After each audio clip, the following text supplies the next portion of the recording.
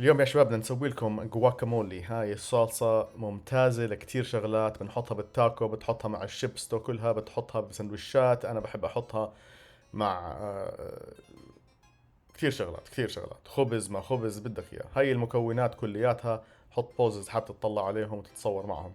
بعدين بتمسك أول إشي البصل وبتفرم فيه بصل صغير صغير صغير. إحنا بنحب أصغر، في ناس بيحب أكبر.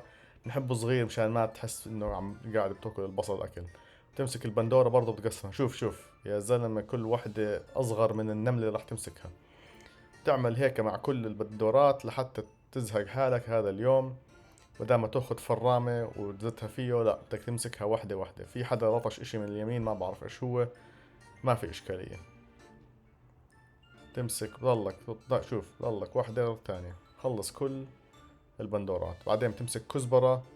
هذه كزبرة طازة مش منشفة. وبتعملها الكزبرة ممتازة للصحة، وممتازة بتطلع طعمة البندورة كثير كويس.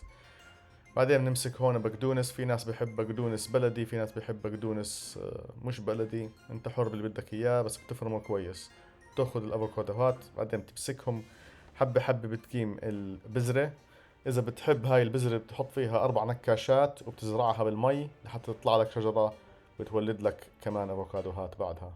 مرتي بتحب تقيمهم اول اشي بعدين بتطلعهم. طبعا احنا ما بنفرجيك الافوكادوهات الخربانات، كان في تقريبا 3.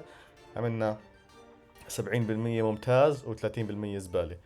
بس مش إشكالية يا شباب، ما راح نفرجيكم إياه مشان إيش تكون يعني هذا الفيديو 100% بروفيشنال. بعدين بتطلعهم كلياتهم وبتمسك من عندك شوكة عادية.